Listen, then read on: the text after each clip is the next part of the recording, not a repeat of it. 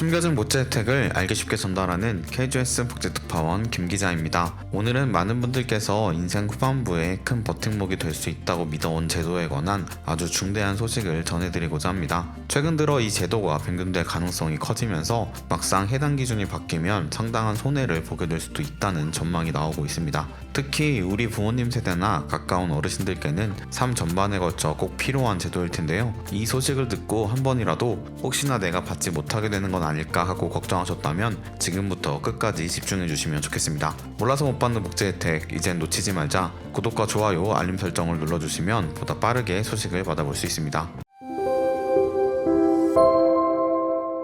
그동안 스마트폰 사용이 어려워서 고민하셨던 분들 주목해주세요. 시니어를 위한 스마트폰 활용 및 챗GPT 한 권이면 유튜브를 찾아 헤맬 필요도, 자식들에게 물어보느라 눈치를 볼 필요도 없습니다. 이 책은 스마트폰 기본 사용법부터 챗GPT 활용법까지 쉽게 따라할 수 있도록 정리되어 있습니다. 특히 유튜브 영상처럼 빠르게 지나가는 설명이 아닌 천천히 하나씩 따라할 수 있도록 자세히 구성되어 있어요. 실제 스마트폰 화면 크기로 된 이미지와 친절한 설명 덕분에 누구나 이해하고 활용할 수 있습니다. 또 35만 구독자를 보유한 시니어 정보 채널 걱정마 엄빠에서 출간한 만큼 더욱더 신뢰가 가네요. 지금 QR코드와 더보기, 고정 댓글 링크를 통해 온라인에서 구매 가능하고 1월 14일부터는 서점에서도 만나보실 수 있습니다. 사실 이 제도는 오랜 기간 동안 국가에서 어르신들에게 지급해온 수당입니다. 특히 최근 국내외 상황이 복잡하게 흘러가면서 재정을 아껴야 한다는 목소리가 점점 커지고 있었죠. 그런데 그 논의가 마침내 어르신들의 상당수에게 결정적으로 중요한 이 제도에까지 미치게 되었다는 겁니다. 아직 확정된 사항은 아니지만 만일 이대로 추진된다면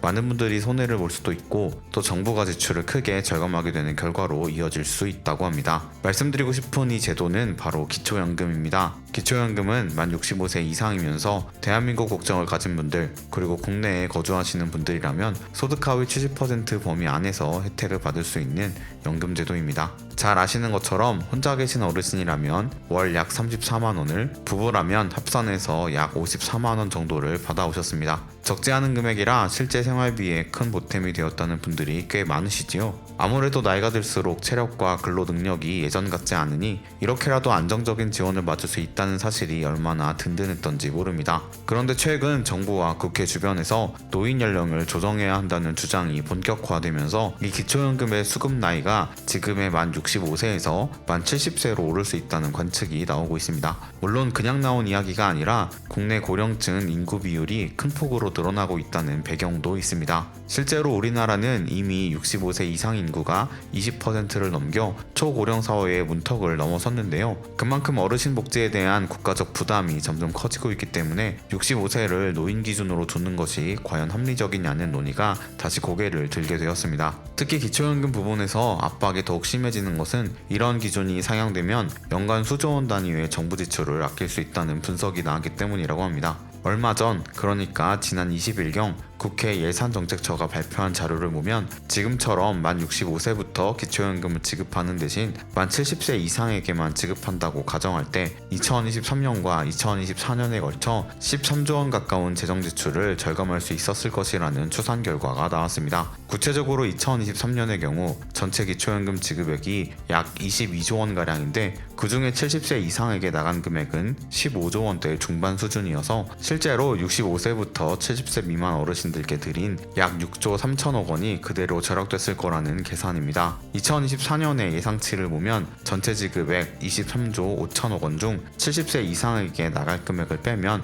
6조 8천억 원 정도가 절감될 수 있었다고 하니 국가재정을 고려하는 입장에서는 꽤나 솔깃한 숫자일 수밖에 없습니다. 하지만 문제는 이로 인해 실제 혜택을 받는 연령층이 크게 줄어든다는 데 있겠죠. 만 65세부터 69세 사이에 계신 분들은 당장 수급 자격에서 밀려나게 될 테니까요. 그러나 그동안은 기초연금을 통해 대략 30만원 안팎을 매달 지원받아 생활비로 쓰거나 의료비를 보태셨던 분들도 실제 시행이 된다면 이 부분이 오롯이 사라질 수 있다는 말입니다. 이러한 시나리오가 확정된 건 전혀 아니지만 정부와 국회가 정말 심각하게 논의 중이라는 점 때문에 우려의 목소리가 더욱 커져가고 있습니다. 물론 복지부 측도 지금 당장 노인 연령 기준을 올려버리겠다는 식으로 밀어붙이지는 않을 것이라고 합니다. 다만 65세를 노인으로 보기엔 이미 삶의 양상이 많이 달라졌기 많아졌다는 의견, 그리고 계속 증가하는 초고령화의 재정적 부담을 해결하기 위해서는 어쩔 수 없다는 입장이 맞물려 있는 만큼 논의가 굉장히 활발하게 진행될 가능성이 큽니다. 어떤 식으로 결정이 날지는 아직 확언할 수 없지만